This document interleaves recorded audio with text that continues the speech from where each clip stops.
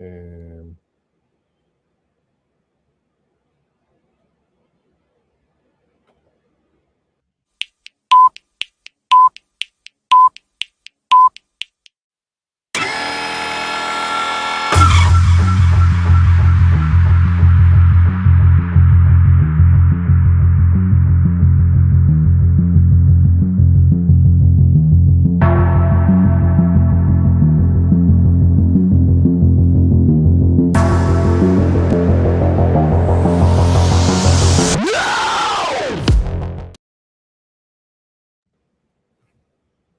Well, look who it is. If it isn't the Heavy Hockey Podcast with the first show of 2026. What show number is this? Who's got a number for this one? I think we're I think it's episode 8. 8 now. Yeah. Yeah. Oh, look at us go, eh? Getting Hey, up double digits. as long as we make it to 10 before, the first show of 2027, then we'll be good, right? That's pretty lofty Wow. goals there, Kev. We had an extended Christmas break and a bit of a New Year's hangover. And since most of us are pushing here, middle age area, our hangovers last longer than usual. So here we are. It's been 11 games since our last podcast. Usual wrecking crew on the site today. We got Patrick, the Oilers Fanatics. How you doing there, Patrick? Pretty good. Would have been happier with a win last night, but thanks, Jake Allen, and thanks for not showing up for 40 minutes. There you go. So Patrick keeps us going on. Started off with a huge positive note. So thanks for bringing the energy, Patrick. We got senior writer, but junior to all of us, Lotzie down in the corner there. How you doing, Lotzie? Good, Bob. Excellent. Happy to be here as always. Happy to have you as always. And of course, speaking of happy, Mr. Kevin McCurdy in the bottom. How you doing, Kev? Good. How are you? Yeah, fantastic. Ready to get going. 2026. Here we go. It's been 11 games the Oilers have had since our last podcast when you guys did the Olympic team predictions, which, of course, I disagreed with every one of you on. And had I been on, I would have picked the right team. But that's bygones. In those 11 games, we went 5-4-2. So we put the game over 500 there on the win column. 11 games. What stood up for you guys? Patrick, in those 11 games, what were some highlights and observations on your end? We're not talking about goaltending anymore. Tristan Jarry and Connor Ingram have definitely changed the narrative here in Oil Country, and Calvin Pickard, I think, has put in some solid performances as well, so I don't want to take any credit from him, but it's looking like, I think we all could have guessed where this was headed, but as long as Tristan Jarry stays healthy here, I think we're heading towards a Jarry-Ingram tandem, probably following the Olympic break. I don't see them making any changes before then. But, yeah, goaltending's probably been the biggest thing there. Connor McDavid's obviously the best we've ever seen him in a regular season anyway. He really lights it up in the playoffs as well. Just gets you more excited for what's to come here. Those have been the big things I've noticed so far. And you touched on a couple things we're going to touch on later on in the show, too. So, good observations there, Patrick. Lotzie, what do you think about these last 11 games? What stood out for you? Big thing for me is that only 2 of them were really considered like bad games. Like the New Year's Eve game against Boston was a rough one, and Jan 3rd against the Flyers was another rough one. But aside from that, it's been solid play. Like wins or losses aside, it's been a solid run of consistent play for the Oilers here. So that's been the biggest thing for me. It's been a nice change of pace and a relief to have the sky not be falling on us like it was at the start of the season. Yeah, that's true. A lot of naysayers. I find it interesting though that every game we win, and when you're online, you see they're already playing the parade, and every loss we have, no matter how good we play, it's kind of like we need to revamp this team again. We have a bit of a fragile fan base at times, for sure. Kevin, these last 11 games, Kevin, what stood out for you? What'd you see? Lots of good and some just a couple of really bad bouts of not good. I didn't really like a lot of what was going on in yesterday's game. I thought New Jersey outplayed them with speed, and then the Oilers felt panicky in their puck handling all night. I think that was represented well by the number of turnovers and the number of puck bobbles and missed passes and stuff. I'm not sure the ice condition was super great. over the 11 game spread overall, pretty encouraged by what I see. Top line carrying 60% expected goals for, and then we go down from there. But it appears that the team, at least in the top half, is shaping up, and I think as Kasperi Kapanen gets healthy and as Leon returns to the team, we'll get back to cooking with gas on a near full-time pace. Oh yeah, 100%. And actually, you had a pretty good tweet yesterday when it came to some of the giveaways, Kevin. You want to share that one with us there? Oh, that if they do any more giveaways, they're going to need to register another charity. Yeah, no, that's pretty accurate. It was bad. There was a lot of really ugly giveaways. And just poor. I hate to use the word gamesmanship, but that's what it's coming. Just the poor game state in terms of like being aware of what the game state is. Like Darnell Nurse, for example, giveaway, or not the giveaway, the poor line change that led to the game-winning goal. Evan Bouchard may, after, it happens like this every time. I glaze the guy on Twitter because I love how he plays the sport, and then he comes out and just lays an egg the very next game without question. Like, I just need to I don't know if I just need to sit and slap him across the face before every game or what, but when I talk crap about people, they come out and turn out a ridiculous performance, and when I praise somebody, or somebody in general gets praised, it seems like they shoot the golden goose or something, because it's almost predictable at this point. Well, you know what a crazy stat is? What's that? The Oilers are 2-2 in their last 4 games, and they've only given up they've only allowed 4 goals. Yeah. Yep. We've allowed 4 goals in 4 games, and we're 2-2. That tells you 2 things. One, it tells you the goaltending has been sensational, and you know what? The first goal against last game, not great. I gotta knock Jari for that one. Ugly goal, made some fantastic saves to make up for it. That cartwheel save was something else. Not a very common save to see in 2026, but still a welcome. I said this on Low Tide pretty much exactly earlier, but a welcome bit of athleticism from the goaltending, from both of them, from both Ingram, actually all 3 of them. We've seen even Pickard make some really sensational stops recently. Yeah, overall good start. Missing a few key pieces. This 3 goaltending thing is killing us from roster selection point of views. I think that there's definitely an opportunity for changes there. I'm not sure if the team is going to take those opportunities, but I wish they would, because 11-7 was not working last night. Oh, and it sounds like it's going to be 11-7 again tomorrow, because Knobloch was saying that Draisaitl is probably not back till Washington on the weekend, so I don't see them making any changes. I think if they were going to make a change, it probably would have been today. Yeah, I'm not sure why they didn't. I honestly would have leveraged Howard's cap hit to make a change there if it was me. Yeah, because you can bring up 2 guys for what his bring up 2 guys for what his cap hit is, and for a 1-game thing, say, sorry, I feel free to sit in the press box if you want. You don't actually have to fly down, but we need 2 bodies, and this is the only way we can do it without risking another asset loss, because that is a reasonable concern with Pickard. Is that we're going to lose yet another body on waivers, which would be the 3rd this year, which is sort of getting out of hand.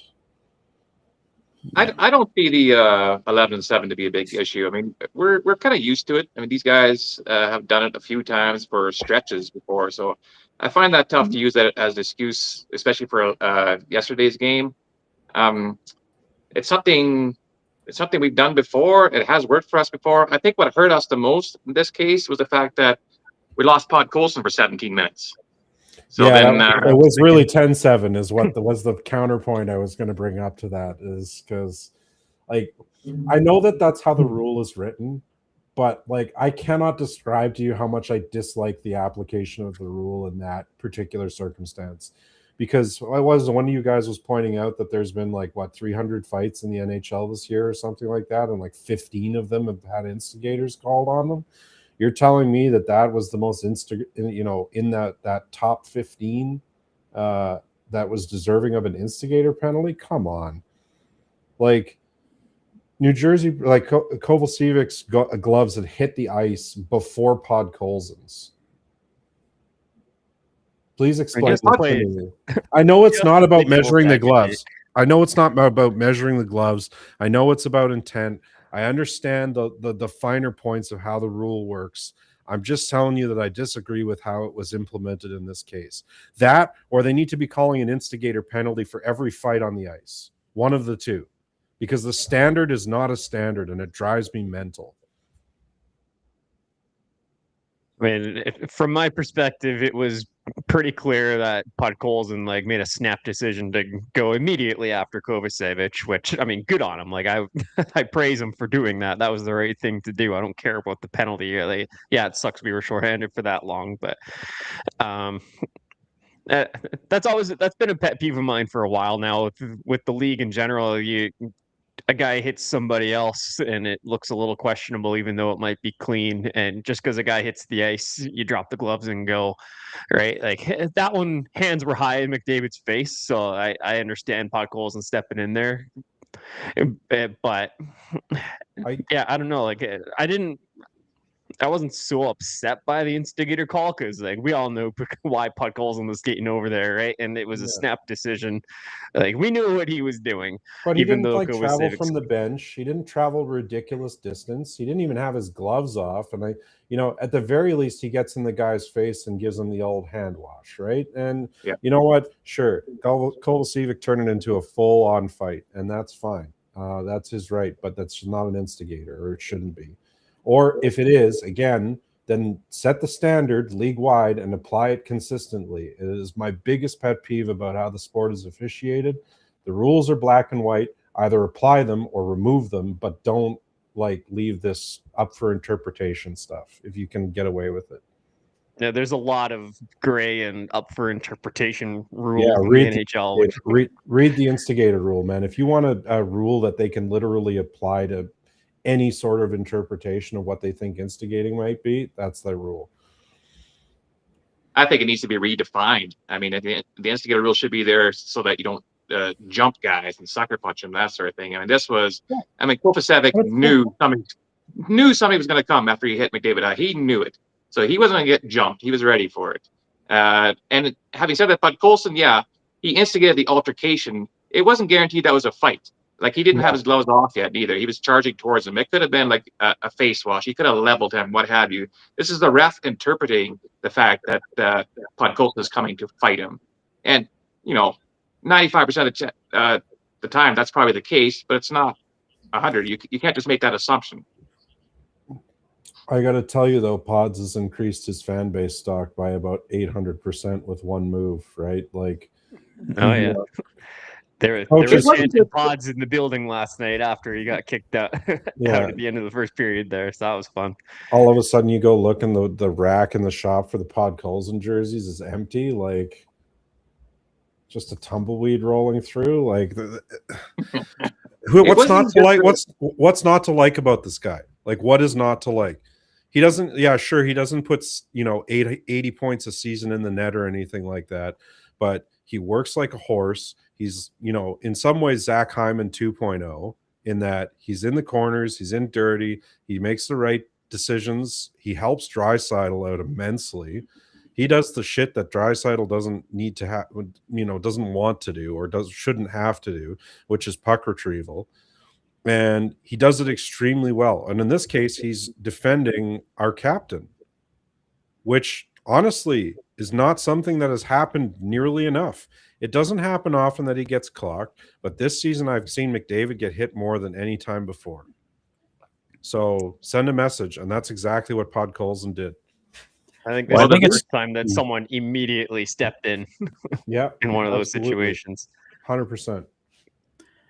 I was going to say it's to our advantage, really. I mean, obviously, it would be nice if he did score like a whole bunch and get 80 points, but at the same time, if he doesn't do that, he doesn't cost us as much. So he's a more cost-effective player that does multiple things for us. And we've got McDavid, Draisaitl, Hyman. We don't need him to be an 80-point guy. We need him to be the guy that he is, and he fits obviously into our cap a lot better that way as well. So And it's a negative and a big positive. He's coming into his own points wise, right? Like he's figuring out his own way to score and to be useful and effective. And he's had a good month. Like for him, we picked him up for a 4th round draft pick, man. Like that's a fire sale as far as what he's turned out to be for us. Yeah, the same one we used to get Kane or to get rid of Kane. Yep. No, like that. So essentially Podkolzin for Kane. I'll take that. Yeah, and I know that there's been rumors about Kane coming back, but please no. Please don't. No. No, that's just a rumor. No, watching Podkolzin from above last night. I was in the upper bowl last night, but I thought he was tremendous. Like he was making all sorts of plays. Felt like he was holding on to the puck a little longer than normal, and he was making smart, intelligent passes with it. And he had a few shots as well. He's not afraid to shoot it. He'll go to the net. Like there's lots to like. Who did he earhole a couple weeks back? That wasn't Bobrovsky, was it? Or was it Boston? I can't remember. He earholed somebody and scored in the shelf. What was it, 2 or 3 weeks ago? Like he's learning how to shoot. Spent enough time in the Leon Draisaitl school of shooting. So I was Bobrovsky. I was watching him from the lower Browns in my house vantage point. You might have been up in the upper section there, Lottie. I was in the lower section here in my living room, and I thought Podkolzin was probably our best forward yesterday, and not just because of that fight, but he had that breakaway chance, and just his puck retrieval. There's a reason why guys like Draisaitl love playing with this guy. He creates space. He does the dirty work for you, and he'll help make you look good. I mean, yeah, I agree with you, Kev. Like he is like a Hyman. Like Hyman and Podkolzin are our 2 hardest working guys on our team.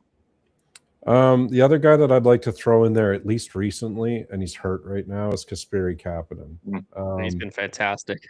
Yeah, I know he can be a little bit more defensively sus, shall we say, than Podkolzin is. Like Podkolzin's a frigging rock star on the backside of the puck, and Kapanen can have his moments, but Kapanen was an absolute. I love that guy, man. Like, what a pickup on the waiver wire. His career was basically borderline over in the NHL, and he's reinvented himself as a player. And if he can stay healthy, I think he has a foreseeable future with this team in a middle 6 kind of role, or bottom 9, however you want to look at it, right? Like I feel like he's that dynamic player that can sort of like. Yeah, again, he's not going to score 1,000,000 points, but he's a pretty smart hockey player, and he goes to the right places, and he can skate like the wind, and he hits like a truck. All that wear and tear that we can keep off guys like Zach Hyman, better, much better. Well, and he actually got better when he came back from his injury. Like before his injury, he played like a 40-point player, which is great. He comes back from that injury, he's playing like an 80-point player, fantastic. Now he's hurt again, so he's going to come back as a 100-point player, probably. No, or 0-point player. One of the 2. Come on, stay positive here, Ken. Stay positive. Hey man, I'm still a little jaded about last night and them not being able to make a 6-foot pass. Like, yeah, what have you done for me lately, right? Yeah. There was a while there where Kapanen was like borderline top 6, if not a top 6 guy. He's not been that player for quite a few years now, but like we saw that player again coming out of the injury. I was like, who is this guy? Like, who's this 42 guy? What do you do with Kapanen? Like, he's making so many creative passes, primary assists, and skating and hitting like a truck, like you said. The physicality we knew about, but even for me last year, that was a new part of his game that I wasn't aware of, wasn't familiar with. I don't know how often he's done that for other teams he's played with. Like when he was with Toronto, he didn't have that reputation, right? No. It was more, he's soft, he's not good defensively, he's this, he's that. It didn't work out, but he's definitely rounded into shape here, and it's been a welcome addition for sure. I feel like he fits that Connor Brown, like not really the play style, but like the archetype of what he is to the fan base, right? Like I feel like Connor Brown went from struggling, middle six forward to Oilers legend in not a lot of time, just because of his ability to capture crowd energy and encourage it. And I feel like Kapanen sort of has that same kind of vibe about him where and who else was it? Klim Kostin was like that, right? Where he could be a bit hot and cold, but when he was hot, he was a fan favorite for a reason, and he fed off of it and was twice the player under the influence of it. So I think it's important that we find those players that are really like integrated with the energy of the building, because it really can be infectious to the team. And Kapanen being back made a honestly like material difference to how the team was playing and their energy level overall. I want to change gears quickly here. There was a question posted there from Klima's Led, so shout out to Klima's Led there. We were gonna talk about the goalies a little bit later, but might as well just segue into that now. We got a 3 goalie system right now with Pickard and Ingram and Jari all in the mix. As Patrick alluded to a little bit earlier, about possible moves or no moves till after the Olympic break or what have you. Lots of speculation. Obviously, any athlete, they want to play. I've been part of a 3 goalie system in senior hockey before. It actually sucks for practices. You're fighting for crease time. You got to take a rotation. During some drills, you're just stretching in the corner, waiting for somebody to holler at you to say, "Hey, it's your turn to go in." You definitely lose some rhythm in the practice. You do lose some rhythm in the games, especially if you're the low guy on the totem pole, which is, as we all know, and Pickard knows, he is that guy right now. He is number 3 in our 3 goalie rotation. Not even really a rotation, since Pickard might play every 10th game at this rate. He made some comments today about being frustrated. I don't think he said anything out of line. He also recognized the fact that he's a professional, and this is all stuff that he has had to handle before in his professional career. What are your thoughts on Pickard's comments? He vented a little bit there today. Patrick? Yeah, I have it teed up here if you want me to read it out. Yeah, good call. Yeah. Okay, yeah. So they were, "I don't like it. I'm not having fun with it. It does suck for sure, but don't feel bad for me. I've been through it before. I'm going to be 34 soon, and I've seen all these kinds of situations. But yeah, it's been painful for me." And that was Calvin Pickard on being the number 3 in Edmonton. It was a interview he did with Mark Spector for Sportsnet. So it's, I think it's kind of unusual for Calvin Pickard. He's not usually vocal like that, but I definitely get where the frustration's coming from. I mean, head coach Chris Knobloch talked about it in his media availability today. The Oilers don't make the runs that they've been on the last 2 years without Calvin Pickard and what he did for this team. So I think they do really want to try and do right by him, and they do have to. They owe him that. And everyone can see it, as I talked about off the top of the show here. I mean, it's Tristan Jarry and Connor Ingram's net now. It's just a matter of time until Calvin Pickard's gone. I think what they're trying to hold out for is to make sure that Tristan Jarry isn't going to relapse with another injury here. I think they want to be 100% sure that Tristan Jarry looks good, and he has looked good the last few games. So, I mean, who knows? You can't really predict injuries, but that's why I think it's probably going to stay the 3 goalies until the Olympic break, but I don't think long after the Olympic break we see a change there, whether it's Pickard on waivers, hopefully not on waivers. As Kevin pointed out, we've lost enough people that way. Hopefully they can figure out some kind of trade here. We know there's teams looking for a goaltender like Calvin Pickard. He's cheap. He can make a difference. We've seen it. Obviously, this hasn't been the best year for him, but he can be of help to somebody here. So I'm hoping that they can find a good landing spot for him. And yeah, like I said, this comment was kind of out of character, I think, for him, but I also get where the frustration's coming from. Kevin? Yeah, I don't really have an issue with the comment. Like I would be frustrated too. So trip down memory lane here for a second. The penultimate event that led to Broberg's departure from the team eventually via offer sheet was he sat in the press box for almost 2 months, from like early in the season until December. They didn't send him down, even though they could have passed him without waivers or anything like that. And you just sat in the press box collecting dust. And then in December, if my memory's right, which sometimes it isn't, he asked for a trade, and so they sent him down and they played him 25 minutes a night in Bakersfield. And then he came back and he was a different player by the time we got to see him in the playoffs, and the asset bungling was already complete at that point. But I guess what I'm getting at is, let's not make the same mistake with Calvin Pickard. He has earned the right to play hockey, whether it is here, whether it's in Bakersfield, or whether it's for another club, to be determined. He's an amazing person. He's part of the lifeblood of that locker room. Basically, every player on the team has said that at some point or another. It's really unfortunate that we're at this point, but we also needed to make some changes in the goaltending department. I do want to point out that the people that support him, there's a few that follow us here at Heavy Hockey, and his familial, support system has been nothing but positive about his time here in Edmonton.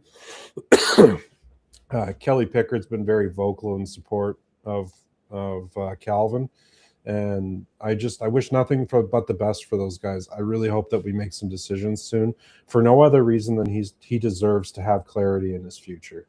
It's kind of shitty sitting in the press box when you got two other goalies in front of you, and again, he deserves to play some hockey. Yeah, well said, Kev. Lotzi, what do you got? What are your thoughts on the 3 goalie system we got going on? Yeah, it's well said. And Russ Jericho in the chat pointing out that both Stu and Calvin's numbers would have been better earlier in the year had the team played better in front of them. And that's something I agree with as well. Picard has definitely improved ever since the trade went down to get rid of Stu, and the team has kind of settled down a little bit. And, the schedule has also settled down a little bit. The team settled down as we kind of thought it would.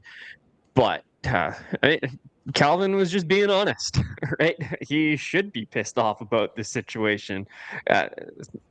With how well he's done over the past couple of years, for the times he's come in and saved our bacon, and for all that, he deserves some ice time, like Kevin was saying. Absolutely.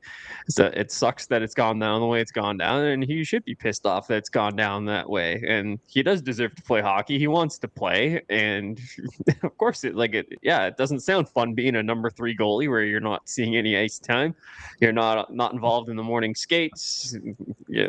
Off day practices are rare. It's like, how many shots is he even facing right now? Right, tough situation to be in, and yeah, I feel for him. It sucks, but at the same time, Ingram has outplayed him. Pickard's been good ever since Jari got hurt, but Ingram's been just that much better. And of course, they got Jari to be the number 1, so he's not playing over Jari. So yeah, it sucks that the writing's on the wall for Pickard, and his play should be acknowledged and he should be celebrated. But it doesn't seem like there's much of a path going forward here for him in Edmonton. Well, and he's rocking an 871, right? That's the reality. Just looking at the stats here, and 871, 3.68 GAA, that is not going to get it done at the NHL level. And again, his stats are awful because the team was awful for a huge chunk of time that he was, playing basically every other game, right? I just don't see a way out of this. Ingram has earned his spot. There's no question in my mind. And Jari's here to stay because he's got a fat contract and there's no other reason. And he's played well, right? There's been 1 or 2 games. The number of quality starts that we've ended up from these 2 guys just means that they're 1 and 2 right now, or 1A, 1B, however you want to look at it. Well, and Ingram's numbers, since he's been called up, are through the roof. There's one game that's dragging the whole set. There's one game that's dragging it. Yeah. But I break it down on a game to game basis. So yeah, like your stats are what they are. A lot of times the bad games are the ones that really bring your numbers down, like atrociously. So if you break it down game by game though, like out of like Ingram right now, 78% of the time during the game, if you combine a combination of the goals saved above expected and save percentage, he's been the better of the two goalies 78% of his starts as an Oiler. That is for goalies that have played a minimum of 6 games. That is tied for second best in the NHL for being the better of the two goalies. His goals saved above is also like second best in the AHL right now from a game to game basis. He has the best goals saved above expected compared to the other goalie, like almost 80% of the time. And he is so. I like the dynamics between Jari and Ingram. Their styles are quite a bit different. Jari seems much more aggressive. He still lets in the odd juicy rebound go off his pads that I wouldn't mind him controlling. I love the way he plays the puck. Like he's aggressive with that thing. Whereas Ingram looks so composed and never seems to be out of position. He's really reading the play well. These goalies are so different and yet so solid right now. Like the confidence level I have when these guys are in net. Like I was a big Stu Skinner booster, still am. I love the fact he's doing well in Pittsburgh. But a lot of times he was his own enemy when it came to giving the fans and his teammates confidence about certain individuals coming down a rush. I have not been feeling that with Jari or Ingram in net right now. It's definitely a lot more calm back there. And like, I catch myself watching a few of these games recently. It's like, okay, that's one that may have normally ended up in the back of the net. Like, I was a very big Skinner supporter, right? I was like, yeah, he's not elite, but he's good enough to get the job done. Play well in front of him. He can do what you need to do. But I'm seeing some of the saves that Jari and Ingram are making, and they're saves that Stu wasn't making all the time. Such a great save. Such as the save Jari made yesterday. Holy smokes! Yeah, that was incredible. Stuart Skinner doesn't make that save if you gave him 100 tries at it. And again, Stuart Skinner made some incredible saves. It's just not his style of goaltending, right? The thing about Skinner that everybody sort of forgets is that one of the reasons that he was relatively successful for us was that he's durable. And he's durable because he's very cognizant of injury management or prevention of injuries outright, because I think he was pretty worried about, what the downhill streak is for a goaltender once you get really injured for the first time. And that, I think, led him to play a fairly conservative style of goaltending compared relative to some of his peers.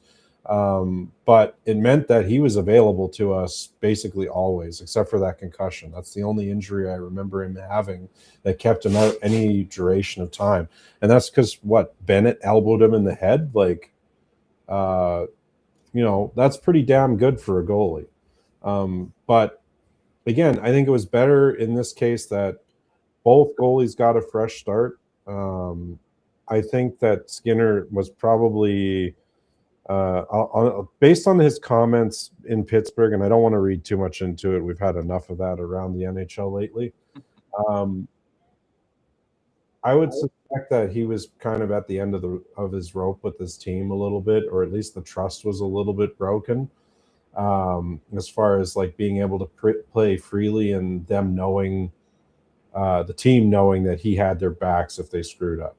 I certainly am not getting the anxiety attacks every time there's a breakaway hauling ass down the ice. You know what I mean? So that's an important change for the team, and I think it's important to get Skinner out of this market. He's an incredible dude. He's he's a pretty smart human being overall. Seems pretty emotionally aware, and I just think this it was time for a change of environment for him to get him into a maybe slightly less, I hate to call it abusive, but it was that at times. It was that. Yeah, all right, fine. But into a slightly less harsh market.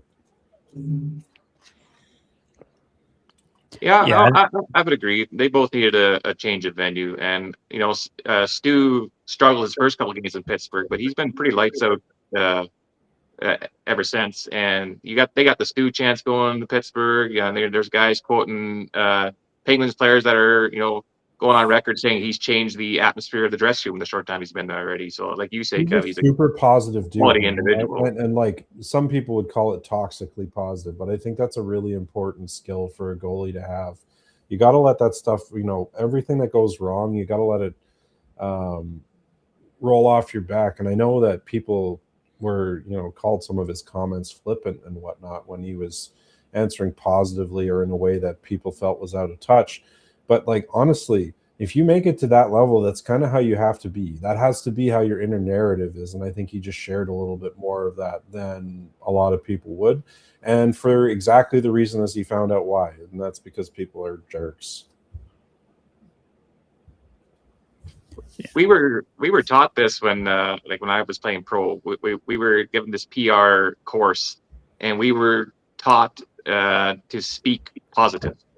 Like you weren't supposed to focus on the negative. You weren't supposed to talk badly about your game or anything like that. And I'm sure as the veterans go on, you kind of learn your way in the media, and you can speak a bit more freely. But early on, we were told to just everything positive about your game, your teammates' game, your team game, even about the other team. It was all about positivity, because that's the atmosphere you create. And if you keep saying it, you manifest it, and it just becomes a part of your persona.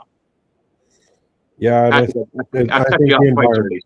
I think the environments that don't have that, or if the element of the latter, where it's a negative environment, are easily visible in the NHL. You can see them. There's a couple of them that are active right now that the locker room is not in a good spot. I would, pretty safe to say that the New York Rangers are not having a great time right now, for example. To just reinforce your point about just how much of a difference it makes. Like, it's publicly visible when things are not going well. Patrick, I've cut you off twice already. Why don't you say what you want to say, and why don't you segue into the rundown, which we were way overdue for already? No, I was just going back to Stu. I think it was just, as we pointed out here a few times, just it's time for a reset for him. This was the best thing for the future of his career, too. Like, he's going into a UFA year, going over to Pittsburgh, enjoying some success there. That's going to help him, whether getting a new contract with Pittsburgh or a new contract with a brand new team. And even going back a little bit further in our conversation to Kasperi Kapanen, he's coming in. He's a UFA at the end of the year, too. He's playing for his next contract. So if he can keep this up when he returns here, he could probably make himself a bit more than what he did coming into this year. And probably not the best thing for us, but hey, if he's deserving of it, why not? We got the cap going up anyway, too. We're going to have some money to spend. So this was the best thing, I think, for both of those guys, Kasperi Kapanen, Stuart Skinner, even Brett Kulak, who's going to be a UFA as well. He's starting to enjoy some success there in Pittsburgh. So this was the best thing for everybody. He did. Yeah, he scored, yeah. So, I just wanted to add that. I think it was just the best thing for everybody, and it's going to be the best thing for their futures as well. Yeah. And he's got a young family, right? Like, some of the abuse that he took in this market is unbelievable. Like, just completely across the line, down the lane, through the field, and like on the moon, right? Like, it's just completely unacceptable. Any sort of like wish of harm on a guy's family because of how he plays goal. Like, come on. I think again, just going back to reiterate that it was time for a change, and it really is unfortunate. Like, I love the hometown boy stories, but our batting average with them, Brett Kulak kind of being the lone exception, I think, to that, has been not the best. And Kulak, the only reason Kulak had some flack going is he was just struggling this year. And I honestly think he was struggling because I'm not sure he knew what his role was after this. He had a contract that was expiring. He had a left side that was log jammed up with Wallman, Ekholm, and Nurse, and not a lot of prospect for remaining on the team after this year. And I think it would be pretty hard to feel truly secure about your future. And some guys play better under that kind of pressure, right? You got guys like Roslovic who thrive under that, pending, or even Warren Fogle in his contract year, right? Like they play lights out hockey. And then there's guys that just like, Kulak was a staple of this team, and then he became not a staple. And once he became not a staple, that's when things started to go sideways for him. I also wonder if he was dealing with some sort of injury at all. Patrick, you got a rundown for us there if we haven't covered everything already? Sure. Let's do this little graphic for the fun of it.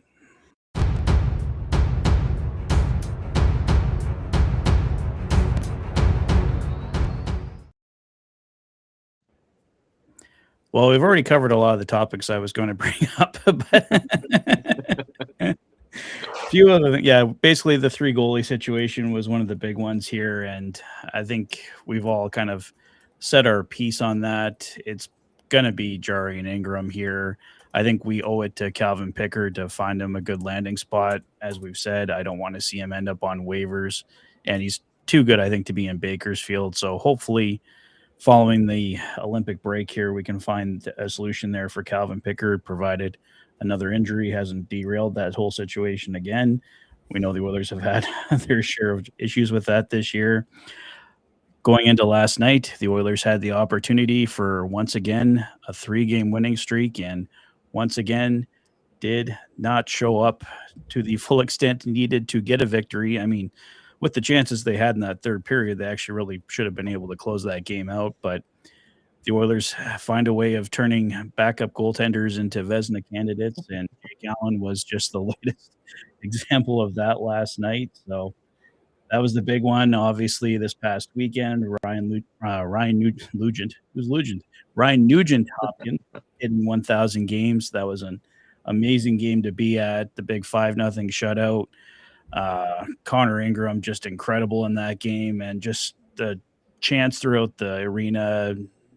Nuge is going to go down as one of the greatest Edmonton Oilers of all time. We were talking about it in my Fanatic rundown there following the game. I think for sure when the Oilers do eventually win the Stanley Cup here, obviously it's going to Connor, but I think Nuge is going to be the first one that gets the cup handed to him. He's been an absolute legend here. He'll be in the Ring of Honor for sure. Whether he gets in the Hockey Hall of Fame, we'll see, but he's going to be a legend here in Edmonton forever. Absolutely. Yeah, that's basically all the latest here.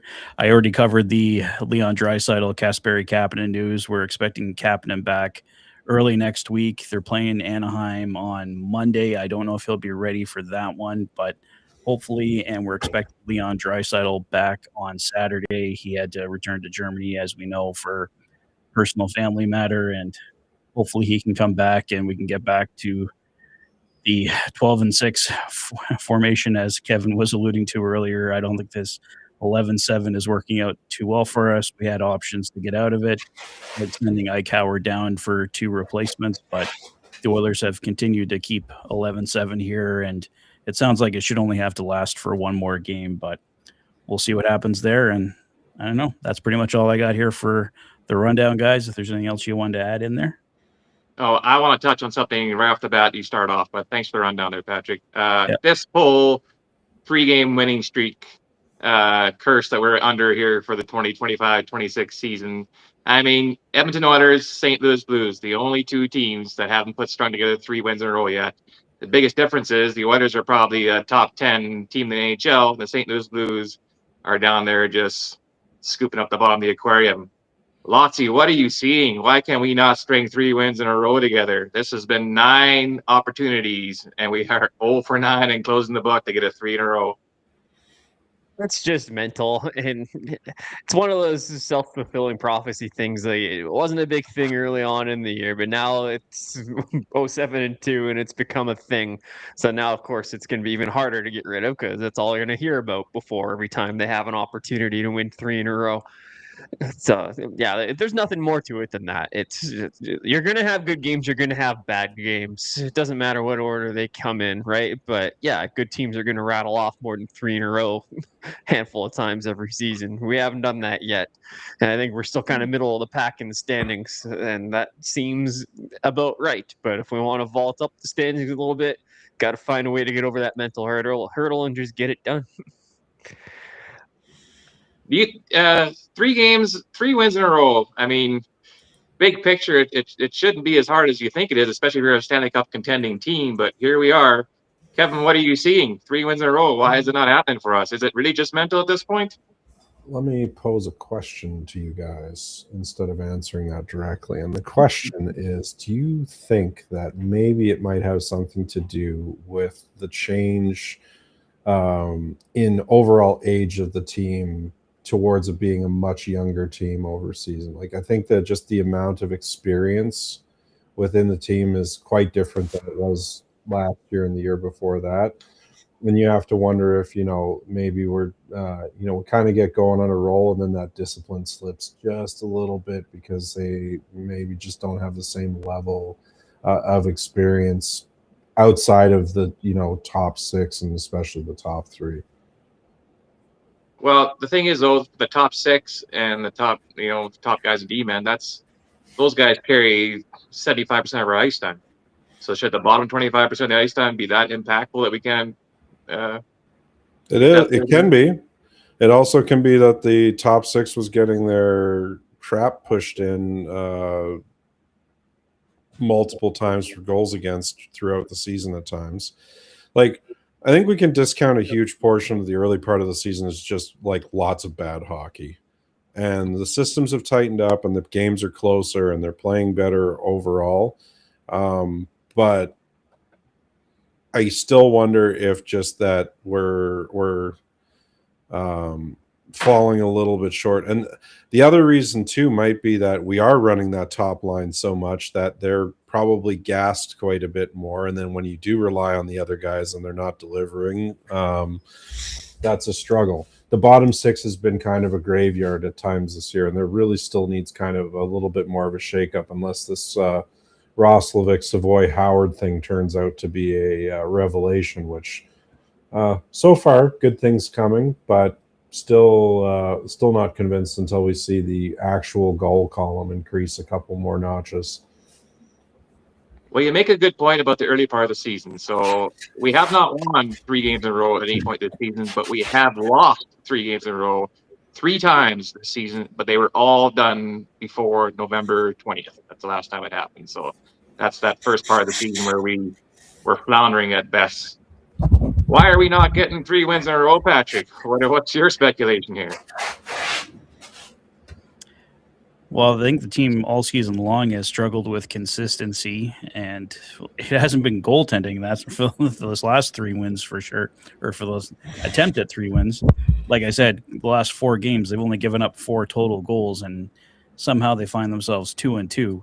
So we should really be on a 4-game winning streak when your goaltending has kept the goals against an average of 1 goal a game for the last 4 games, and you're only 2-2. I mean, that's not good. That just shows to our lack of depth scoring, I think, as well. I mean, we're starting to get some over time here, better depth scoring, but still relying, I think, too much on the big guns. No Draisaitl, obviously, for the last couple of games here, so that may have played into it. But, I mean, they won 6-0, 5-0. It didn't really seem to be a huge issue. So I think consistency has always been the biggest problem with this team, and it's becoming an even bigger issue, to Kevin's point, with maybe the youth here finding that consistency game in, game out, that effort level that's required, and also coming off 6-0, 5-0 victories, to show up the way they did against the New Jersey Devils. I think maybe they were thinking it was too easy. Maybe it was coming too quickly now. I don't know, but New Jersey is fast, man. That's the one thing I noticed about playing New Jersey immediately. That team is fast as hell. And they were on the Oilers like unbelievably. Yeah, there was some real aggressive checking. The Oilers didn't even have time to think, never mind breathe. and they couldn't find enough open space was sort of what I kind of got out of it. But And Jake Allen did play slightly better than Jordan Binnington, and I can't even remember the Canucks goalie's name. But Filipino. Filipino. Yeah. Allen was fantastic last night. And yeah, it just looked like the Oilers were struggling with the puck. Like they were just battling it all night long. Like whether that's fatigue, whether that's just an off night, whether it's the devil's speed, whatever it was, the Oilers puck management just wasn't good enough. And they didn't start winning battles till the third period. And Jari was good, but Allen was better. So that kind of thing. But I just doing some quick math here. If we win 2 out of 3 games throughout the entire season, it adds up to 55 wins. That's a pretty solid season. So like winning every 2 out of 3 isn't the end of the world. Yeah, we want to go on a bit of a run, and we'll have to get that to make up to that pace based on what happened earlier in the season, right? But 2 out of 3 ain't that bad at the NHL level. So like I'm okay with this pace for a while, but yeah, eventually we want to see a bit of a win streak here. And I'll go out there and say it's going to happen during this 8-game homestand. Yeah, I'm with you there, Lotzie. In fact, it'll be this next 3 in a row. But I dug down a little deeper too in this little 2-game winning streaks we've been going on. We've been really close to winning 3 in a row. Out of the 9 times, that next game where we've lost by 1, 6 of those 9 times. So we've been 1 goal away or 2 goals away, I guess, if you needed the winner, to getting onto a 3-game winning streak. So it's just a couple of shots away, and it's going to happen here this one, Stan. I agree. I'd also go as far as to say is we don't need to win 3 games in a row. Obviously, you make it easier for you for yourself if you win three or more in a row. It definitely gets some gap going, you get some momentum going. Like you alluded to, Lotzie, 2 to 3 is pretty damn good. What you don't need to win 3 in a row. What you need to do is win 4 out of 7. That's the key there. That's you're creating that habit for the playoffs. And I went as far as to break down the season to see what how many playoff series we would have won the way we've been going this season if they were 7-game series. And so we would have played a total of 8 series so far. And we would have won 4 of them. So 4 wins, 4 losses. But 3 of the 4 series wins would have been this back half of the season so far, where we had some momentum going early part of the season.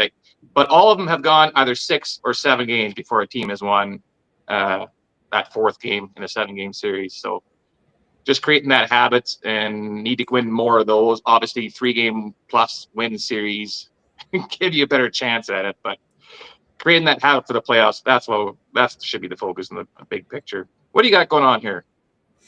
What I got here is Micah Blake McCurdy's analytics project and the breakdown of Connor Ingram's saved versus expected, observed goals versus expected goals.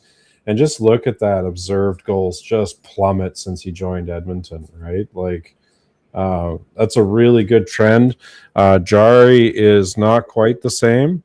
I will see if I can throw that up here now without breaking this, because I don't know what all these buttons do yet. So, just don't push that button.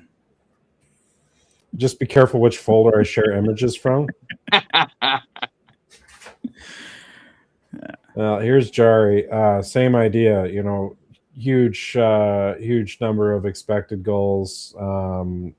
And, to be fair, some of that's bleed over from his time with Pittsburgh, but his results have stayed consistent since he's been here. So that's really good trend so far.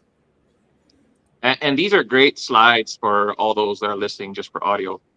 But Jari's actually, his numbers have gone on a game-to-game basis are actually very comparable to what he was doing in Pittsburgh. So he hasn't taken any huge strides forward. If anything, he's taken, when I compare the 2 numbers game by game, he's taken a small step backwards. But he also was dealing with that injury. You have that transition of going to a new team that you're not used to. Overall, I'm very happy with Jari, the way he's been playing. Like I mentioned before, there's been some rebound issues, but boy, I like his athleticism, his puck handling.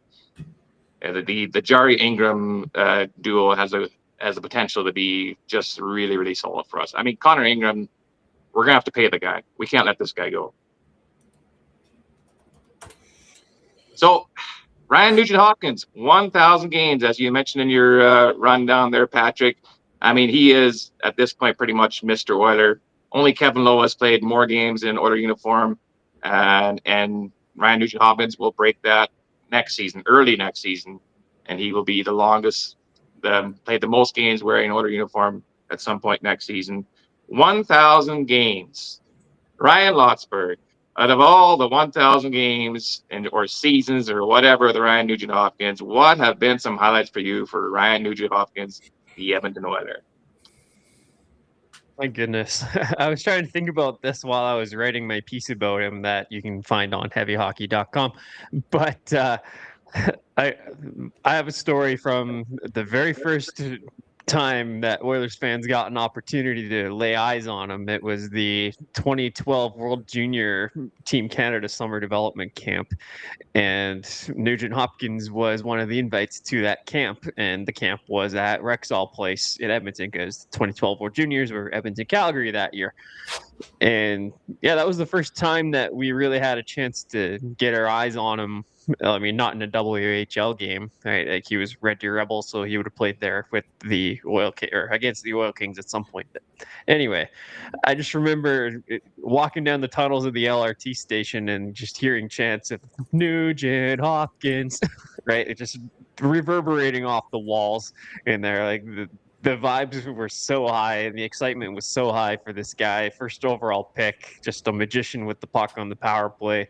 Good 200-foot game, like an impactful player all around. So we were pumped to get him, and he's lived up to that. And he's been everything we could have hoped, and even a little bit more. Like Nuge touches every aspect of the game for us: power play, 5-on-5, left wing, center, PK, does it all for us. But like specific moments, though, I mean, scoring in his first game and then the hat trick in his second game, that was awesome to see. But game-winning goal. Game 4, 2022 against the Flames. Awesome to see him get that moment after suffering for so long. That's good stuff. That actually gave me mini goosebumps, that one, Lottie. That's a good one. Patrick, you got any Ryan Nugent-Hopkins highlights that roll through your head? Oh, I love all the fights he got into because he's the last person you'd expect to fight, and he just does so well in those fights too. Just he lays it down. He wins them all. I mean, I was saying on my rundown, like I got to see his very first NHL game and game number 1,000. So that was really special. His first time playing at the old Rexall Place. I remember I was up in the corner and pretty much in the, well, I guess opposite end for the Blues game. But yeah, just the fights really stand out to me. Just the impact that he's had. And I think a few people were mentioning it too, like just complete and total class the whole time he's been here. He's been through some really dark times for this organization. He's never asked for a trade. You never hear Nuge complaining. I mean, he's just been the ultimate Oiler for such a long time, and to see him enjoying the success that he has, getting that recognition now is just really, really special. Just love that 1,000-game celebration there. You make a good point about, I can't remember Nugent-Hopkins being involved in any scandal of any sort, on or off the ice, really. Like, he's just been Mr. Class since the day he put on that uniform. No, I actually want to point out that it's not just that he's been Mr. Class, but he's demanded that from people on the team, too. I know that he's been involved in accountability for a high level of standards, both on and off the ice. So, kudos to him. He's an absolute stand-up individual. I've never heard anything bad about the kid. Not a kid anymore. He's been an amazing player for our team. I'm pretty sure he'll look the same in his banner-raising ceremony as he does today. So, crazy, isn't it? Yeah, assuming they don't pull him off for like scientific experiments to figure out the age reversal process, because he doesn't age. You got any highlights, Kev? Ryan Nugent-Hopkins that you bore witness to? That I bore witness to? No, this would have been a question for Dad. Not gonna lie, he's been a fan of Nuge since even just after he was drafted. He watched Nuge play. Nuge come from Red Deer? Is that where he came from? He came from the Red. Yeah, I'm almost certain. I'm almost certain Dad went down to Red Deer to watch him play in Red Deer at the Centrium. In fact, we may both have gone on that trip. Excellent player, excellent individual. I told this story on Twitter, but I'll tell it again here because it's a little bit interesting, anyways. Dad had a signed Ryan Nugent Hopkins jersey, and he had that jersey because he was part of the inaugural Oiler analytics group in 2011, and he was given a choice of jerseys, and he picked Ryan Nugent Hopkins. And I still have that jersey. It's going to get preserved soon, but it's just a cool piece of memorabilia. Like before he was this 1,000-game player, he had 0 games played, and that's who my dad picked to have a jersey from at the that era of Oilers hockey, and still relevant all these years later. Incredible career thus far. I sincerely hope that he finishes it as an Oiler. I can't think of a better person to be a lifelong Oiler. Yeah, 100%. I mean, those of us that are old enough to have gone through the decade of darkness, the one flower that came through the sidewalk crack was Ryan Nugent Hopkins. That was stuck around. He was there for a good chunk of that. So he has suffered probably more than the fan base has during that time. And now he's enjoying the fruits of being, just his work ethic has never been questioned, even those dark times. And he was like his career high points was 69 points for the longest time. And my favorite Ryan Nugent Hopkins highlight is that whole season of 2022-23 when he just blew out to 104 points after having a career high of 69 points, where he just rode that wave and helped. They did his share of carrying the load for this team to get him the success they had, and to get that close, like in the finals, like for him to taste that. I mean, he might be, if not as hungry as Connor McDavid for trying to get that Stanley Cup. McDavid kind of needs that for his legacy and cross that off his bucket list. Nugent Hopkins needs this for just the reward for all the toil and the mud and the muck he's had to skate through to get here. That is one guy who probably could have asked to have been traded at some point just to get some greener pastures, pull a Ray Bork of some sort to go to a better contending team at one point. And he just took all the bullets for us and kept moving forward. I love the fact that he scored his first NHL game in his 1,000th NHL game. That guy deserves every accolade he's getting right now.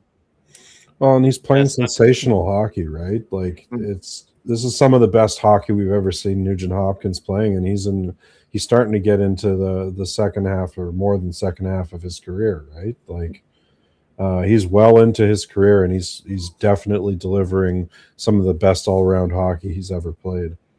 All around is the key point, 100%. Yep. Do you guys remember that back? You know what? No, I know the highlight. Do you guys remember that back check last year against St. Louis? Yeah. Who was that? Neighbors? Braden Shen. Braden Shen, yeah. We'll talk about Shen in a second.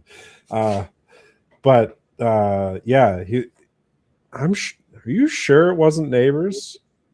Positive.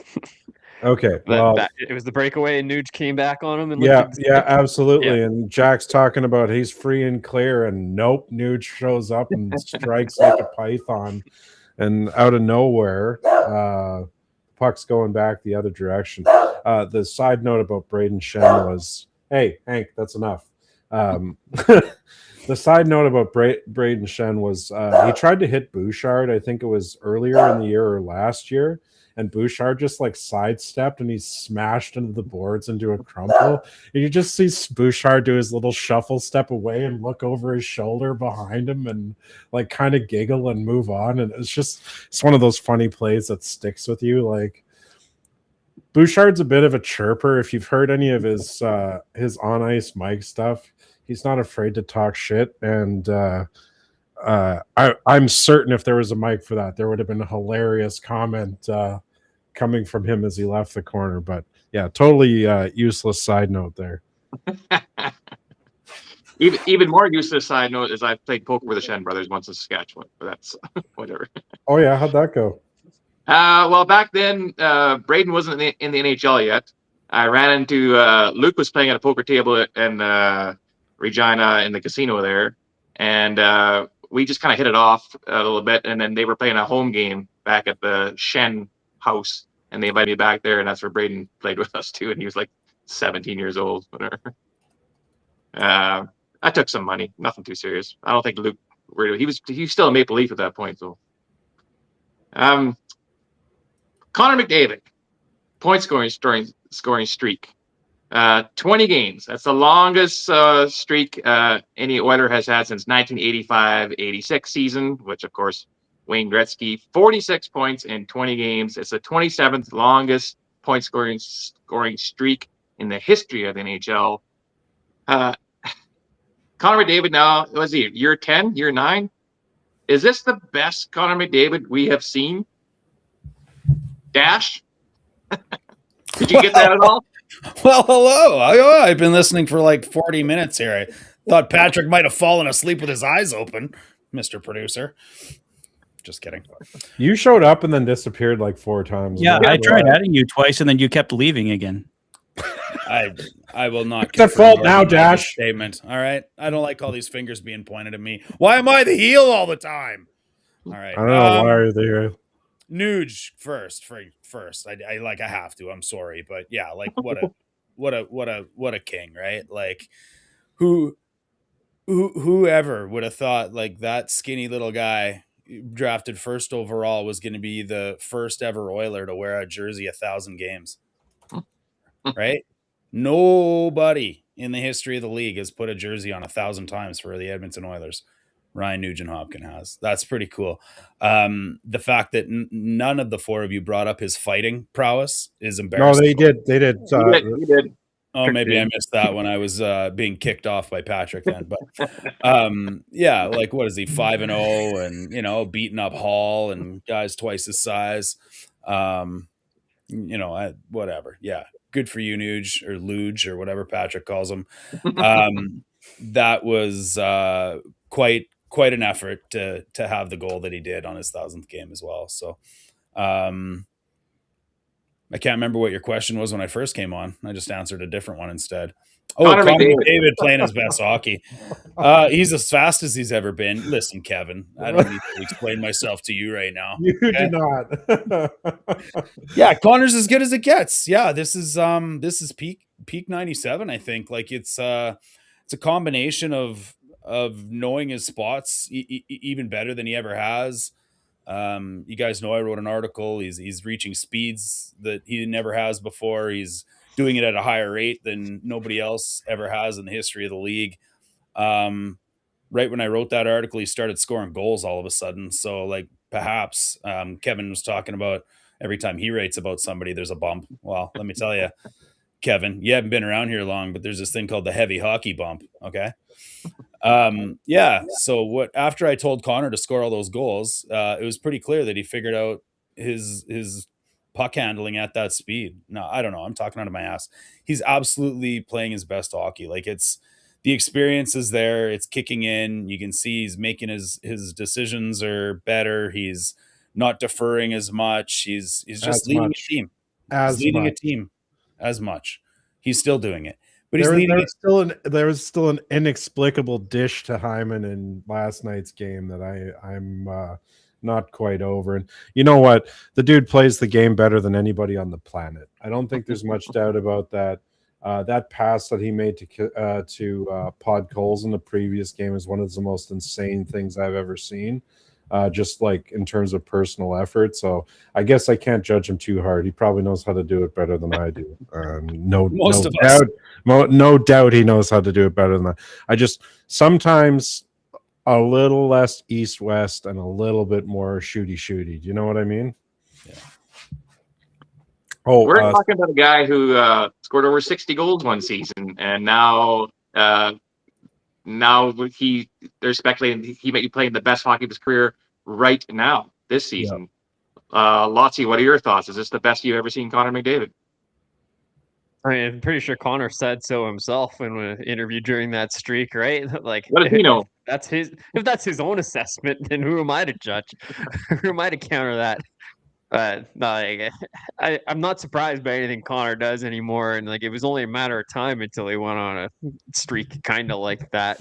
Now, did I think he was going to be 2 points a game or more for 20 games? Not necessarily, but I mean, yeah, Connor's just incredible. I don't put anything beyond the guy, and it was just nice. It was like almost a relief to see him kind of do that after the funk he was in early in the year. So yeah, it's just fun to watch whenever he's playing like that. And you got to sit back and realize just how lucky we are. One huge positive about being 50 years old. By the way, happy belated birthday to the Dash Man himself. Also turned a big 50 here. So welcome to the Silver Club, Silver Hair Club. If you had hair, you'd be Senior silver. Citizens Division, yeah. But one positive thing about being old is the fact that, like, I clearly remember the Wayne Gretzky era, and I clearly remember the Connor McDavid era. Like, I'm so thankful I get to see both these guys. I don't take the Wayne Gretzky era. You're young enough to just kind of take it for granted. Connor McDavid era, like, you guys can't take this for granted. Watching what we're seeing here from a generational player like that. A fun fact there: during the 20-game wins point streak for Connor McDavid, he was averaging 2.3 points per game. That is actually the 6th highest points per game average for any guy who had a point streak over 20 games, and 4 of those were by Wayne Gretzky. So I was going to say the 5th 4 one of was them were actually probably by Gretzky, and the 5th one was probably Mario Lemieux. Steve Yzerman. Wow. All right. I guess Yzerman, and actually was that towards the end of his career? He went on a real tear, I think, at one point. I didn't write down the year, though. I think it was more towards the middle. He actually started concentrating more on his defensive side of the game there to win the Stanley Cup. But before that, he'd be top 3, top 5 in scoring behind Gretzky and Lemieux and those guys up there for a while. That's the insane thing about really good players is they reinvent themselves multiple times over the course of their career. Like Corey Perry's a fantastic example of that. The Corey Perry that exists in the league now is very different from what he was when he was a 19-year-old, right? Like, but he's just figured out how to survive in one of the hardest sports in the world, and that's really impressive. I actually thought that Connor would do a certain turn that way as well. I was still confident he would score like a shitload of points and still be the best player in the NHL. But I thought actually his point total might dip a bit where he started focusing more on the defensive side of the game. And then he goes on this ridiculous tear. And Patrick, I'm asking you the same question. Is this the best you've seen Connor McDavid ever play? No, not really. Kind of pathetic. Obviously, this is the best we've seen Connor McDavid play. He's been absolutely incredible. And just watching him, been privileged to go to some more games lately and just seeing it live, just seeing him fly up the ice, just like you blink and he's from one end to the other and doing incredible things. And we've seen it for years now, but he's taken it to a whole other level this year. He's just flying every single night and just needs some people to get in proper position so they're finishing off some of these beautiful plays. And going back to the other night against New Jersey, and it's been a problem with his team as well. Sometimes they try to just make it too pretty, and Connor is probably one of those guys that is most guilty of it. But when they work, they are things of beauty, and when they don't work, they can frustrate the hell out of you. But yes, this is absolutely the best we've ever seen Connor. And what a privilege it is to watch a guy like this, and to see him live, is like it's a work of art. I mean, you can see it on TV all you want, and I do, and Connor McDavid is the favorite thing I watch on my TV. But when you see it in person, like the speed compared to the rest of the people on the ice is just like it is a cheat code. It 100% is just a cheat code way to do it. Wayne Gretzky, to me, is still the greatest player to have ever played the game. His biggest strength was his hockey IQ. It's probably unmeasurable. Like that guy knew where the puck was going to be. He knew where his players were going to be. He saw the whole ice like he was seeing it from a satellite. And his passing was elite too. But I do think Connor McDavid is the most skilled hockey player that the NHL has ever seen. Yeah, I'd say that that's fair. He's one of the fastest too. Like in terms, I don't. There's very few people in the league that can keep up with fresh Connor. I know there's a sort of famous video from a couple of years back where Cale McCarr was skating as fast backwards as Connor was forward, and that's its own brand of impressive. But yeah, kind of wonder what's going on with uh, you know if he was at the end of a shift or something, because there's very few people that can hold Connor up legally, anyways, in the league. Well, and when they do touch him, apparently he dives, right? To be fair, I do not have as big an issue with that penalty as other people had last night. I do think he embellishes. I do think that he uh, does swim a bit. Swimming is his preferred method of diving, and he initiated that contact, and then sort of. I don't have an issue with them evening that call up, because I do think it was a two-way street.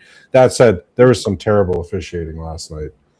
Did they say it was embellishment on the broadcast? Was it embellishment, or was it a hold? I think it might have been hold in the building. I think they called it up. You're right. I think they called it a hold. But what he did is he stuck his butt end in front of the guy and basically pulled on. I think Jack questioned. He was like, "Are they calling Connor on the dive?"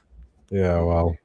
In the building, it was definitely a hold, and I saw the swim move, and I was like, "Yeah, he earned it." He does it. Let's be honest. He does embellish occasionally. He's good at it. It gets them drawn penalties when they sometimes need that advantage. And people will complain about it, just like we complain about it when other guys dive. He's going to get called for embellishment occasionally. It's just how he plays. At least he's not Tim Stutzel, right? Well, going back to when we were actually complimenting Connor McDavid, yeah, I just looking at Nuge's jersey there in Dash's background. I mean, with talking about both of those guys, we all know how hard it has been to find people that can play with Connor McDavid on that line, and that's just been something else that's been incredibly special about Nuge, bringing in Hyman. Those guys, it's been so hard to find people that can. It's not even keeping up with just Connor's speed, but just knowing where to go, getting him the puck at the right time. So I just want to go back and just compliment both of those guys. 1,000 games for Nuge, and throughout his career playing with so many different people. And during that 1,000 games, finding Connor McDavid, being someone that can play on a line with him and share chemistry with him, just makes him that much more special of a player. It just goes to go back to bashing him now. No, it's not bashing. I'm just recognizing. I know. I'm just Josh. Hey man, I gotta say, McDavid's defensive all the best play, players in the league do it. Let's be honest. Yeah, no. Yeah, but he likes to swim a bit, and he can do it because he's one of the fastest skaters in the league, and make it look convincing. But anything for an advantage, man. Within reason. There's things that I don't necessarily, I don't love diving, but I also understand why he does it. I understand why everybody does it. Especially this team with a 35% power play, right? Just mental stuff.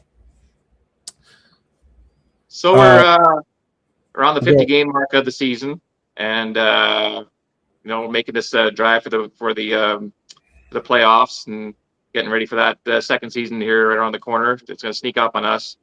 What is this team still missing? What kind of future moves are you guys anticipating the Oilers still to be making? What's a piece of the puzzle here that could kind of complete the picture better? Patrick, got any ideas, any suggestions? They got to figure out a third line center, I think, or some other new element on the third line. Get that third line to a point where it's consistent. We're finding some measure of success so far with Roslovic, Howard, and Savoy, but they still haven't really broken through yet. They've got a couple of goals, I believe, now, but obviously still need more. There's time to work on it here, but not much before the trade deadline here. It's going to come up real fast after the Olympic break, and even some teams are treating before the Olympic break as a bit of a mini trade deadline. So something at third line center, Russ pointing out in the chat there, right shot third line center, or somebody on the wing there just can bring a new element and help get some more scoring out of that third line, I think would be massive. Dash, you got your GM hat on there. What do you think? I think what's missing is a winning streak. It's pretty tough to win a 7-game series when you can't win 3 games in a row, guys. No, they win 2, lose 1, then they win 2. Yeah, well, let's. As long as they can win 4 and 7 was the comment they made before you got here. So Math is hard. Yeah, I don't know, knock on wood, but I still find that difficult. And consistency is kind of my, underlying smart ass message here. You guys touched on it earlier in the show. I was listening, I guess I said it in the chat, but maybe you guys didn't want my intelligence on the show. We would have changed the password if we didn't. You know that, right? When the entire foundation of your team is built around outscoring your mistakes, it's pretty tough to be consistent. And that's not a formula that's really successful. Playoffs, sort of long-windedly and around the bush, answer your question, Bubby. I do nothing. I get absolutely torn apart by the public. The media would be all over me. Connor might not re-sign. But you want my GM hat? You keep your powder dry. You wait for that cap to grow. You use the money wisely in the off season, not when everybody has a gun to your head. You let Savoy and Howard and Roslovic and Emberson season. You give them experience. You let them lose in the playoffs because you got to learn to lose in the playoffs before you know how to win. And outside of 5 forwards and 3D, this isn't yesteryear's team. It's not, certainly not 3 years ago's team. So I'll never doubt a team on the back of Dry and Connor ever.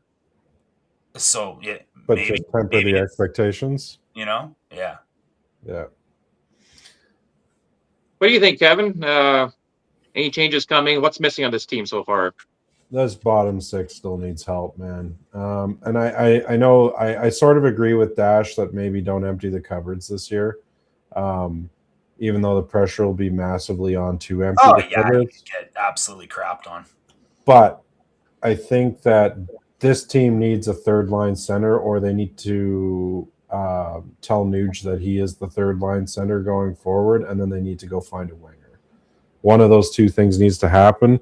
They need to, go all in on one of those two options and figure it out. Because the bottom 6, as much as we've had a limited run of success with them recently, still needs some help. There's still some passengers down there that, frankly, Matthias Janmark has struggled this year, especially compared to previous seasons.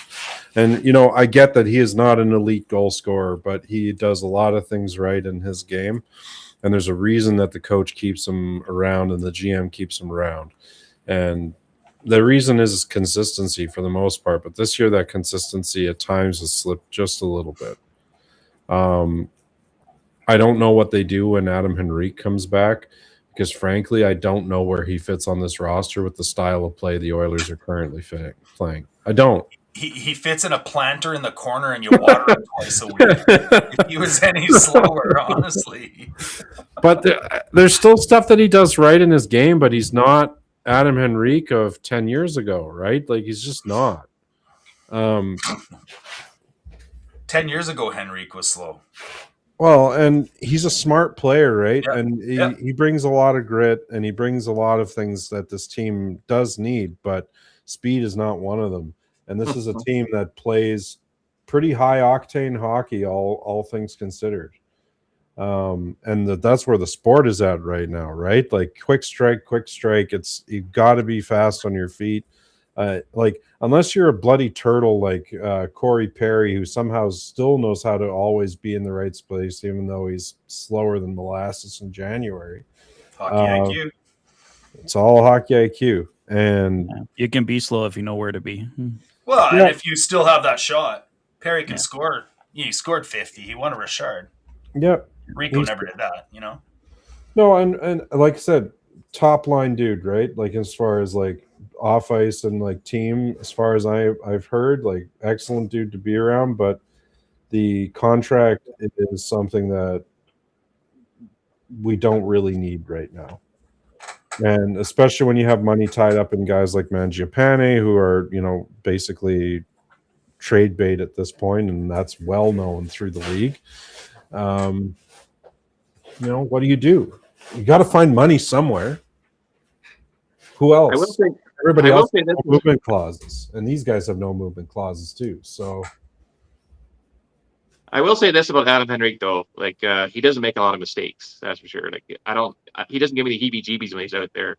Yeah, he is usually the high guy when it comes to an offensive rush, bring the trailer in. But he's pretty sound defensively. But I know what you're saying, though, Kev, is we can probably get somebody who does that role for cheaper. And doesn't cost $3 million a year. Yeah, I would hope so. Lotsy, are you on board with this whole doing something with the bottom six here, or are you seeing somewhere else we could make a change in? Well, I definitely used to think the bottom six needs to be revamped. I'm a little conflicted because, yeah, I think third line center is the biggest hole on this roster right now. It is. There's no denying it. But to Dasher's point, and I've been saying it all year as well, don't do anything this year that's going to screw up your plans with Ike Howard, Matt Savoy, and some of the guys of the future. This is your transitional year. You're breaking those guys in for a reason so you can have some guys on value contracts playing significant roles going forward. These are the young guys Connor wanted. Exactly. And like if you want a guy to be around for 8-10 more years or however long you want Connor to be around for, and you want your team to be competitive for that amount of time, you gotta work at some of these prospects in eventually, and this is the year you're doing it. So I don't want to spend a bunch of assets on rentals, but so if I'm going to bring a guy in, I want a guy with term, but I also don't want to do anything that's going to block Ike Howard. And the reason I say bringing a third line center might block Ike Howard because you have the natural move of putting Nuge at third line center and opening up a nice little spot on McDavid's left side for Ike Howard if he can be that guy. Now, the problem is you don't know if Ike's going to be that guy or not, right? Like, you want to open that path for him, but he's got to take it as well. It has to work. He's not there yet. So, he's not there. He's not there yet. He's not there today. Absolutely not. And I don't even happen. That's part of it too, but I don't know that we have a player that I don't even know if he's going to be on the playoff roster. To be in all honesty, he might not be. He might not be. So yeah, for the immediate future, hard to say. Like I say, I don't want to spend big assets on a third line center right now, but I also see a bottom six that's got 5 fourth liners on it. Right? We Mangiapane, who I think will get traded. I think it's a matter of when and not if. So that's going to open up a little bit of cap space for us as well. You got Henrique, we've talked about, don't really know where the fit is on this team. It's not at 3C, I'll tell you that much. Maybe he's better suited for the wing if you're going to put him on a third line, but ideally he's on the fourth line or in the press box. Trent Frederick is not the third liner you expected him to be. He's been a lot better. He has been a lot better the last few games. 5. Actually, for the month of January, let's pause here. I had a look at the edge stats for Frederick, and all but 2 of his top skating speeds this year have come out in the month of January. So something is starting to click. Whether it was his ankle was still healing, or whether the injury was more between his ears, who knows? But something is starting to click. I've seen him be in the right places. I've seen him make smart plays. I've seen him be where he's supposed to be in advance, not 2 steps behind like I was used to seeing him basically all season. I am seeing the light at the end of the tunnel with Trent Frederick, and I hope that he can push through to what I think he will be, which is at least a version of his former self. Might not be the same, might be a different player, but I think he's not the total graveyard that we saw at the beginning of the season and up until now. Wouldn't that be a nice trade deadline acquisition? Yeah. It took us a year. Well, hey, Wouldn't that be nice?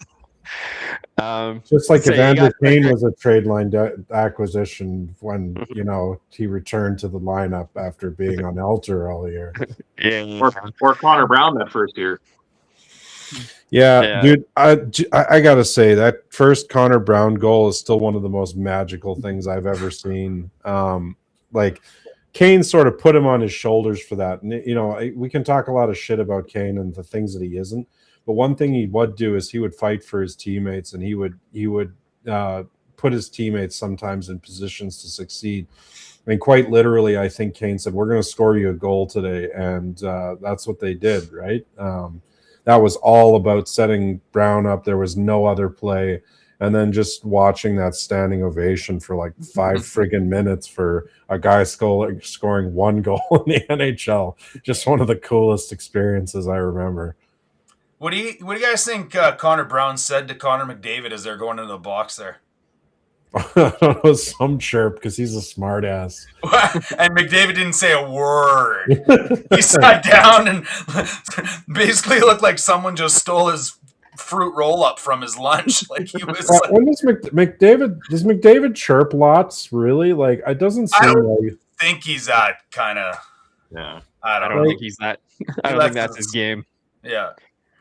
Like you see guys, like you said, you hear Evan Bouchard. Bouchard chirps like crazy, right? Like there's a few guys on the team that they're talking shit a lot, and I just don't think. I think Leon probably does too, but like, I don't know if Connor's really.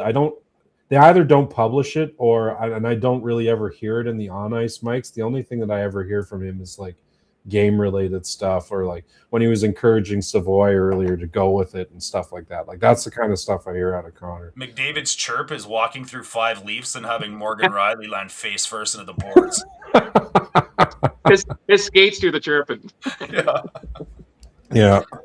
I don't disagree with you guys at all when it comes to focus on the bottom 6. Yeah, we definitely have some struggles that need to be addressed. But I'm kind of surprised that nobody mentioned the number 6D spot. Like in my mind, and I like Spencer Stastny. I do. I like the way he skates and stuff like that. But he, to me, has been struggling of late over the last 10 games or so, almost. There's times he looks lost out there. He's kind of wandered into no man's land, not covering anybody. And for a guy who skates as well as he does, I've seen him get flat-footed a few times and get burnt and make some bad decisions. Your thoughts on Spencer Stastny? Anyone got a thought on him at all? Any concerns? Yeah, I like the player. I like the player a lot. I think that they need to stop screwing around with the defense pairs, and they need to figure it out. Like, we have a problem, and that is we have 3 left-handed defensemen that are making more than $6 million a year, and that is going to prove to be really complicated balance-wise in the coming years. Like, unless somebody is dedicated to playing their offside, and so far Wallman, as far as I know, is the only one that can actually do it and be moderately successful at it. Stastny needs to be planted in that 3 LD position and left there to cook, and let him play with Emberson and let him play with Regula and let him stop trying to upskill him into a top 4 position, because it's just not. I don't think that's the player that he is. I think he just needs the consistency of, here's your job, stick within it, do it well, and then we'll figure it out from there. I mean, there's a lot to like about his game. He's fast. He sees the puck well. I remember a perfect read from him on a developing breakaway that he intercepted because he was, he sees the game well. But again, I also think that there's room for improvement, and I think part of that is putting him in the right opportunity to succeed, and that is Kulak's spot. And then you have to figure out what to do with your extra lefty. I just wanted to bring up something else too. I meant to mention it with my rundown news. We got news on Connor Clattenburg that he's having or had surgery on his left hand, so he's going to be out a while. And he's someone, I don't know how long a while is, if he's going to be back for playoff time, but he's someone that could definitely factor in to that bottom 6 for the Oilers. Obviously, he's not going to be a huge minute muncher or anything like that. But I know a lot of podcasts last year we were talking about finding toughness for this team. That's when we always talked about, well, Evander Kane's coming back eventually. He sucked. Yeah, and he sucked. But Connor Clattenburg coming in here could end up being one of the, I don't know, late trade deadline acquisitions. We'll see how much he actually plays or if he does return here. But just someone I wanted to mention there as news and a possible bottom six addition. I have heard feedback from multiple people who watch the Condors religiously that they're not super happy with what Clattenburg became when he returned to the Condors, which is basically a bit of a loose cannon. He was just basically going out and headhunting and fighting every game and whatnot, instead of working on developing his puck skills and the things that he needs to do to be successful in the NHL. So that's up to the management of the organization, and that's up to Chalk to reel that in and say, look, bud, if you want to play in the bigs, this is what I need you focusing on, and that's not pounding the shit out of AHLers every night. Like, he's out right now because he got in a fight and broke his hand. That in and of itself isn't a big deal. That stuff happens when you punch helmets, you break stuff. It's just kind of how it works. But the reality is that he needs to play smarter hockey, and he needs to play for his future if he wants to have a future with this team. Interesting note there. Yeah, I've not heard that feedback. What was going on in Baco there? It's nice to have a Condor insider here. I'm not a Condor insider, but I do read guys that are, and there's a couple guys. Original Poser watches all of their games, and a couple other guys I've had some private conversations with. That basically, like, he's got to stay focused on playing hockey, like actual hockey, not just beating the shit out of guys. The organization basically rewarded him for running around and fighting. That he brought that spark that we so desperately needed at that time, early in the season, and he's now a big name in Edmonton because he did that for the 6 minutes, but he's seconds of ice time he was getting every night.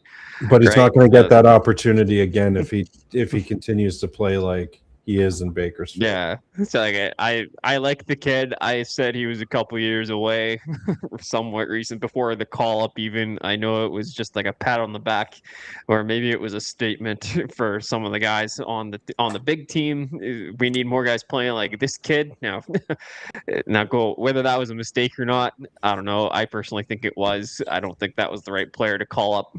But having said that, I like Connor's future. Like, I like the kid. It's just, he needs the time to practice or develop and get there. Like, I don't see him as part of the immediate solution. He might not be, but Bob Soffer was alluding to it, like when he got sent back down, that it was more just to get him up to game speed again, because they actually liked what they saw from him, and then he was going to get for good reason. Yeah, for good reason. He was probably going to get a recall fairly quickly, and then of course he got hurt. But he went down and he was a loose cannon, and that part of the mature, like, if he wants to play in the NHL, he needs to, on that front, mature a little bit. And like, guys, like, paid fighters have a short career. So if he wants to be something more than that, like, we know some of the horror stories with guys that just fight and that's all they do. And he's more than that. He's a smarter hockey player than that. We saw that even in limited ice time. We saw that he could make smart plays, and if he screwed up, then he was often able to fix his own mistakes. And like, there's things there. There is a player there, but he has to play hockey first and be an enforcer second. Well, gents, we're starting to run a bit long here, so by the time we do our round the horn here, we'll be pushing even longer, and it's probably well past Dash's bedtime. So we'll go around here and. You want to do a quick call me crazy? Oh man, you got one teed up? I do. Well, then fire away. It wouldn't be an episode without a call me crazy. Patrick, hit my music. Somewhere in there. Somewhere in there. Drop the beat. Take your time. You fell asleep. I told you guys. Sleeps with his eyes open. They're like painted eyelids. Yeah, it's like Jeff Hardy. Hey, while we're waiting, You know.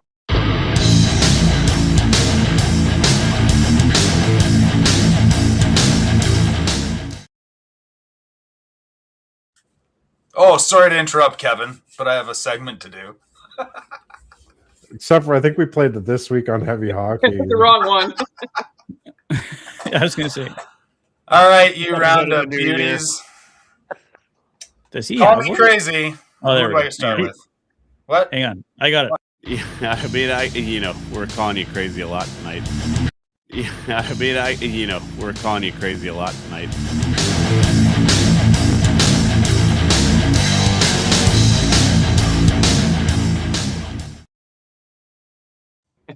There, now you're teed up. Even better than before. Oh, Technical welcome to the Heavy difficulties. Hockey Podcast. This is a segment we like to call Me Crazy, and subtly watch Patrick produce. Call me crazy, fellas. I'll go around the horn. I'll probably start with Patrick, then we'll go Bob, Ryan, Kevin. Okay, Patrick, call me crazy, but game 1 of the first round of the playoffs, the goalie between the pipes is Connor Ingram. I don't think you're crazy. He's been the best goaltender of late for the Edmonton Oilers, and just watching him in the St. Louis game live there, his positioning was just absolutely outstanding. There was a couple times where the Blues had chances like wide open in front of the net, and they had nothing to shoot at. So, no, I think Connor Ingram definitely has a fantastic opportunity to be the starting goaltender in game 1. Yeah, I really like the way he absorbs pucks. I know Bob was talking a little bit earlier about the differences in rebounds between the two when I was listening. And only for my completely selfish curiosity, Bob, maybe you could touch on it just because I'd like to hear your opinion. I kind of get the feeling that Ingram's rebound control is like it's better, it's more controlled. He kind of sucks up pucks or absorb pucks, where it feels like Jari's trying to use athleticism to kick him into the corner and get him the hell out of Dodge kind of type thing. Now, maybe I'm seeing something wrong, but first, call me crazy. Connor Ingram's the starting goalie for game 1. You're not crazy, but I do think Jari will be the starting goalie for game 1. We brought Jari in to be the starter. And unless Jari's game takes a drastic downfall and Ingram stays where it is, that's the only way I see Ingram really starting it. I don't think Jari's game is that much worse than the way Connor Ingram's playing right now. Ingram has been the better of the two right now, but Jari is still making that adjustment to a new team, plus coming back from an injury. I think you'll see his game keep improving. As for the first part of your observations there, Jari is more athletic than Connor Ingram. Connor Ingram seems to be much more square to the shooter, much more positional. He does suck up a lot of the rebounds. Jari is still finding that rebound issue, especially off his pads. And I think it's because he isn't as quiet as a goalie as Ingram. Yeah. He's a bit more jittery. I think he'll get a handle of that. I mean, he does also he's a better puck player than Ingram is. Not that there's anything wrong with Connor's puck playing, but Jari makes some smart decisions with that puck and just really knows how to hammer it to a guy and find open spots for guys. You're not crazy, but Jari will start game 1. Yeah, puck handling is key. I can definitely see that being a big factor, Bob. That's a great point. Ryan? Yeah, I'm kind of on the same page as Bob here. You're still a little crazy, but not totally crazy on this one. If it was starting today, then yeah, Ingram would be my guy because he's playing fantastic right now, and Jari's still working his way back. But we still got a lot of runway between now and April, and there's enough time for some momentum to switch. And I don't think they would have brought Jari here if they didn't want him to be the game 1 starter. So I think that he'll get that opportunity, and it might be controversial at the time. We'll see. But yeah, I think Jari starts game 1. The way he's playing it looks like that groin or whatever was bothering on the LBI seems to be pretty close to 100% if it isn't. I'm going to like that Olympic break for him. Otherwise, though, that's for sure. Kevin? No, you're not crazy. I want to see him against a little better comp first before we get too blow the doors too far off of this place. Like positionally, he was great against St. Louis. Right. Not to make jokes, but I need to see a little bit more from him yet, and I've been very impressed. That's not to say that he's not delivering. I think he has a real shot of making the coaching decision as to which goalie to start more difficult for sure. But Jari was brought in to be the 1A. I'm sure that's the conversation that's been had with him.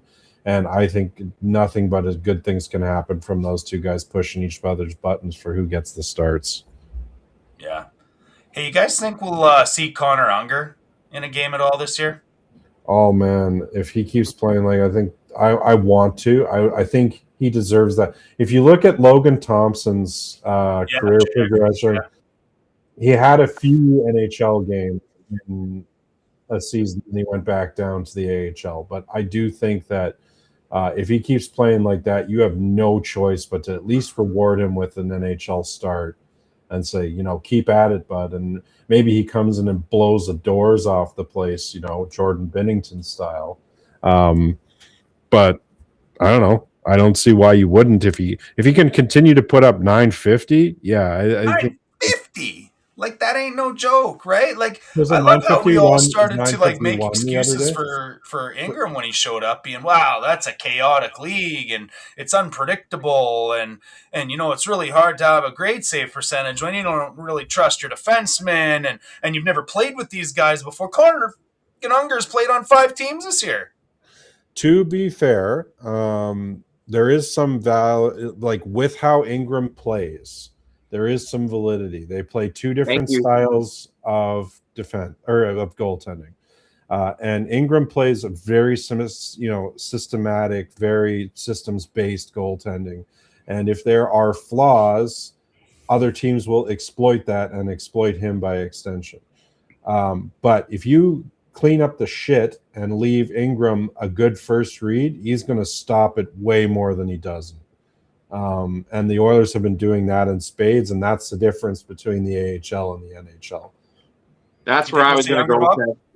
That's where I was going to go, Kev. I'm glad you brought that up because I totally agreed with Connor Ingram's statements where he found the game a bit easier up the show as opposed to AHL. On a much lesser scale, I could relate from senior hockey to beer league hockey, where senior hockey I was a way better goalie in because I knew where the guys. There was a flow to it. There's rhyme or reason for what they were doing. In beer league, half these guys don't even know where they're going to shoot the puck. How are you supposed to guess where it's supposed to go? It's just a much more scrambly style. Ingram's style is definitely more suited, like you said, Kev, for a systematic game where there's a flow to it that makes sense. Whereas Unger right now, who is a fairly athletic goalie, and he's played so many different levels where it's been scrambly to begin with. I think this is what he's used to. Does he deserve a shot? Obviously, I'd give him a few more starts down there first before I throw him up here. But hey, if he can hold it, if they can hold it, if he can hold that save percentage, yeah, exactly. I don't think you have a choice. Like first of all, that's how you drive accountability through your organization and say, hey, if you do well, we'll give you a shot. The other name that should be on that list, if we listen to anybody that knows anything about the Condors, is Mariala. Like that kid is ready to go. Like he has the opportunity. I'll read you guys this tweet. Folks, it's time to get really serious about Viljami Mariala. I have no idea how to say the name, guys. I'm sorry. He's coming in parts of the game where he needs in order to push up the depth chart. And that's high praise coming from Bruce Kurlock, right? Like he's I wouldn't say Bruce is overly critical, but he has a sharp eye for all the details of the sport of guys that will be successful or not. That is something worth listening to. Especially down there. I see no reason why we don't carry 4 goalies. I think Calvin Pickard's going to get moved. I think you kind of have to do that for a couple of reasons, because if you send him down, then you have a decision to make about Umgar or Tompkins, and that's a tough decision to make. Whereas if you move Calvin Pickard, you have Tompkins and Umgar and Ingram and Jari, and I think as far as organizational depth goes, that's about as good as you can ask for right now. Why don't we just go 9-6 like beer league? You can carry like 5 goalies. I'm lucky to get 1 goalie in beer league. Apparently, this relatively new as well. It sounds like Matthias Ekholm has made the Swedish national team for, Team Sweden for the Olympics, which I know some people will be a little bit upset about because he won't have the rest and he got hurt in Four Nations last year. I believe he was actually hurt prior to Four Nations. And yeah, He got he wasn't. sick Four He was hurt in Nations. preseason. Russ, Preseason 23. yeah, that's fair. Russ, I don't think so. And the reason I say that is because they signed him to a 2-year, $775K deal to be basically an AHL goaltender for us. I don't think he really gets called up, especially with Ungar playing like he is right now. I think the chances of Ungar getting called up are, but it sounds like even Tompkins is ripping it up in the AHL as well right now. So who knows? What do I know?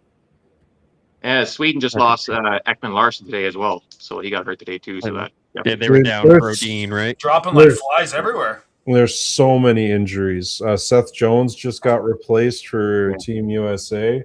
for Jackson Blake. Yeah, Jackson Lacombe. Jackson. Or sorry, Lacombe, yeah. Almost like this condensed schedule is a bunch of bullshit. There's It a is reason what they it is. didn't play in the Olympics for a while, right? Like, But the players like the condensed schedule for the most part. I mean, they get to play a lot more games. All right, we're pushing 2 hours, boys. Yeesh. I know everybody in Dash and My's age bracket is already snoozing, so we'll call her for the day here. We'll go around the horn. What you guys got going on? We'll go Dash first, then Lotzie, then Kev, and then Patrick. If you can finish us off at the end. I do want to say quickly. For me here, since we last had a show going, we did lose one of my hockey heroes here this month. Glenn Hall passed away, 94 years old, so that's a heck of a run. Yeah, I was a huge booster of the old goalies back in the day that wore no masks. That's before my time. I know I'm old, but I'm not that old. But I do remember seeing that book in our library where there was a picture of a goalie in the front that had no mask on, so I just assumed the guy had lost his mask. And then when I was opening the book, I saw that all these goalies were not wearing masks. And I was a comic book guy as a kid, and to me, these guys became instant superheroes because they were literally stopping bullets with their face. And so that to be, after seeing that, that's all I ever wanted to be was a goalie. Glenn Hall was in that. Glenn Hall was in that book. Terry Sawchuk, who is my ultimate hockey idol, he was in that book. You know, Johnny Bauer, Jock Pont, these guys. And I had the privilege of, it took a lot of doing, though. I had to go through Dave Stubbs in Montreal to make it happen. But I had the privilege of meeting Glenn Hall 2 years ago. They invited me out to their farm. I was there. His son, Pat, said maybe just 15 minutes because, you know, Glenn was already up there in age and getting tired early. I was up there for over an hour. They let me stay there and chat. And I got to meet Glenn. He was a little slower in remembering stuff, but when something hit, he just tore off on a story. And it's one of the highlights of my life, meeting a guy who, they say don't meet your heroes, but if the guy's name is Glenn Hall, oh my goodness, definitely worth it. So I just want to give that a shout out because that was meant a lot to me. I know when I did tweet the day I met him, I put it out there on Twitter land, and Kev, your dad, DM'd me instantly. And we started talking about old goalies back then. Is something that him and I had in common that we loved. Old time goalies. So Dad would have been seriously bummed about him passing. To be honest, it's been a tough year for the hockey greats all the way around. We've lost a few of them, both on and off the ice. So I hope 2026 is better. So far, my hopes are being dashed a little bit, but. You can't argue with 94 though. That's a pretty good run. So thanks everybody for tuning in. A couple good comments on the chat again today. Even some from Dash, and then he joins us. So we'll go with Dash, Lotzie, Kev, and Patrick. Fire away, boys. Thanks for jumping on, by the way. Somebody change the password after this. Seriously. Great job in the big chair, Bobby. Patrick, average to below average job producing. Try not to suck next time. 3.8 out of 10. Just kidding, you guys guys know I love you. I think Should it I says just a mute lot you about now, Bob when he or opened up a book after looking at a cover. First things first. I think it says another thing about Bob when he actually finally opened that book and learned that you could take rubber bullets off your head. That was a point that he decided that was what he had to do for the rest of his life. So when they say don't meet your heroes, well, Bob the goalie, I met you, and I'm also just as pleased as you were to meet Glenn. So that's what I got to say about that. In all seriousness, heavy hockey showdown, March 14th, downtown community arena. If I'm not mistaken, EST got their team, close to signed up today, and I think that makes it official that we're gonna make things a little heavy and a little nasty. Pre-game party on the 13th, finalizing locations. There's a few rare spots left in the game, so if you are interested, reach out to any of us. Get to the website. There's 1,000 ways to do it. You're crazy if you can't find a way to sign up if you're interested. And as always, all proceeds go to the Sexual Assault Center of Edmonton. And we all know here we're really proud of that cause. And I really think we're gonna take it to the limit this year because it's been much more well planned. We've got a bigger committee. We had the ball rolling a lot earlier, and I really feel like we're on the precipice of something special here. So looking forward to it. And last words, yeah, if you're interested, please go sign up now. And just for mine, I guess I can echo what Dash is saying. Heavy Hockey Showdown is going to be a great event this year. We've got lots of silent auction items rolling in from some really great contributors. So thank you to everyone that's contributed thus far. We'll have more info on that, who's donated, what's been donated, when you can start bidding on items soon. We're not quite there yet. As Dash said, we're finalizing watch party locations for March 13th. So be on the lookout for that as well. And yeah, like if any interest at all in registering, like I can't say anything but good things about the event, and everyone always has a great time there. It's a great group that's involved with it. So yeah, please head on over heavyhockey.com/heavy hockey showdown. You'll find the registration link there. And we'll keep info flowing out over the next week or so here, I want to say. But balls are rolling. It's going to be exciting. And aside from that, the Oilers are in a good spot right now. We just need Kapanen and Draisaitl to come back and the team to be this close facsimile to full health as we can get, and we'll be all right. So aside from that, thanks for tuning in, and I'll pass it over to Kev. Not much to add. Again, I'm also hoping to play in the Heavy Hockey Showdown. That'll be my first time joining the group for that. Come see me be bad at hockey after not playing for almost 20 years. But should be a good experience. Looking forward to that. Looking forward to our next podcast. It's nice to get back in the saddle on these. And as a parting thought, all of us were wrong about the Nuge back check earlier. It was Robert Thomas and it was Hanaran Singh doing the game by play-by-play call. So we got 0 out of all the details correct, except for Nuge successfully doing the back check. So that's the important part. One of my favorite Nuge highlights of recent memory. Anyhow, that's it for me. We'll close her off for the night. Well, I just want to say thank you to everyone. Fantastic job, Bob. Dash, thanks for showing up on time. Fantastic turnout in the chat there. I loved all the comments. To echo the Heavy Hockey Showdown comments from Dash, Kev, Bob, Ryan, it's a fantastic event. I had my first interaction with it last year. Loved every single second of it, and looking forward to making this one bigger and better this year. So yeah, get signed up, come on down. It's a fantastic time. As for where you can find me, I've got my own YouTube channel, The Oilers Fanatic. Keep you guys up to date there with news and game reviews. And yeah, it's going to be a exciting time here over the next couple months. We got a little bit of a break coming up, but maybe we see some moves here in the next week or so. Who knows? And then we got the trade deadline coming up shortly thereafter. So it's going to be an exciting time here. So, and then the Olympics. And Olympics, of course. Yes. Connor McDavid, Matthias Ekholm, Leon Draisaitl. So we got some things to watch there. Josh Szymanski on Team Germany as well. So lots of stuff to cover there here, and I'm sure we'll be talking about it here on the podcast. So thank you to everyone for joining us here tonight. Thank you, gentlemen. It's a fantastic honor as always, and have a great night, everybody.